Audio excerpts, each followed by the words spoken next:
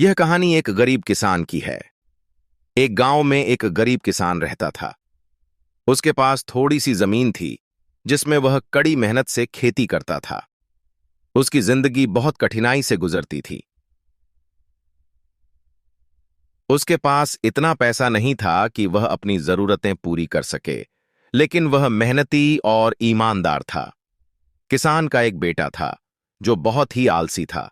वह काम करने से कतराता था और हमेशा आसान रास्ते ढूंढता था। एक दिन किसान बीमार पड़ गया और वह खेतों में काम करने के लिए नहीं जा सका।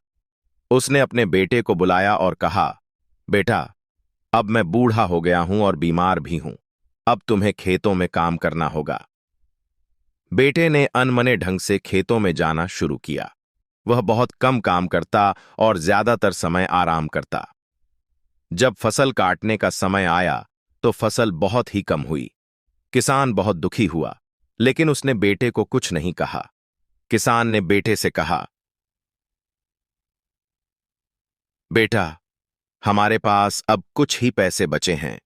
इन्हें ध्यान से खर्च करना और मेहनत से काम करना। बेटे ने किसान की बात पर ध्यान नहीं दिया और फिजूल खर्ची करने लगा। जल्द ही किसान का पैसा खत्म हो गया और उनके पास खाने के लिए भी कुछ नहीं बचा। तब बेटे को अपनी गलती का एहसास हुआ। उसने सोचा, अगर मैंने मेहनत से काम किया होता और पैसे को संभाल कर खर्च किया होता, तो आज हम इस स्थिति में नहीं होते। बेटे ने फैसला किया कि वह अब से कड़ी मेहनत करेगा। उसने मेहनत से काम करना शुरू किया और अगली फसल बहुत अच्छी हुई। अब उसके पास पर्याप्त अनाज था और वह अपने परिवार के साथ खुशहाल जीवन जीने लगा।